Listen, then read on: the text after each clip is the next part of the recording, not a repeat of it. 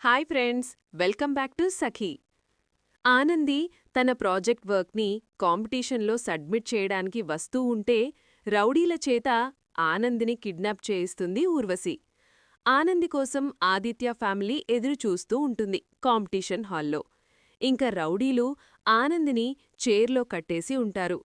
Aditya phone చేయడంతో తనకి స్పృహ వస్తుంది. ఆనంది ఏడిపించుకోవడానికి ప్రయత్నిస్తూ టేబుల్ మీద పెట్టిన ప్రాజెక్ట్ షీట్ దగ్గరికి వస్తూ ఉంటుంది. అక్కడే ఉన్న రౌడీలు, "నువ్వు ఎంత గింజుకున్నా ఇక్కడ్నించి తప్పించుకోలేవు. నువ్వు ఈ రోజంతా ఇక్కడే ఉండాలి.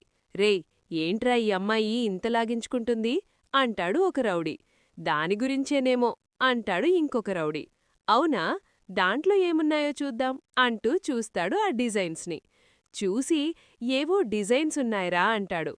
ఇంక ఆనంది ఆ డిజైన్స్ని ఏం చెయ్యొద్దు, ముట్టుకోవద్దు అని తల ఊపుతూ ఉంటుంది. "ఏంటి, మేం ముట్టుకోకూడదా?" అంటాడు. "ఓ, వద్దు" అని తల ఊపుతూ ఉంటుంది ఆనంది. "ముట్టుకుంటే నీకింత కోపం వచ్చిందంటే తగలబెడితే ఇంకెంత కోపం వస్తుందో" అని ఆ రౌడీ అగ్గిపుల్ల వెలిగించి ఆ డిజైన్స్ని తగలబెట్టడానికి ప్రయత్నం చేస్తూ ఉంటాడు. అది చూసిన ఆనంది, "గిప్పుడీ డిజైన్స్ తగలబడ్డాయంటే కాంపిటీషన్లో ఓడిపోయినట్టే" అని ఆనంది అనుకుంటూ భయపడుతూ ఉంటుంది. మరిన్ని అప్డేట్ కోసం ప్లీజ్ సబ్స్క్రైబ్ చేయండి. Thanks for watching.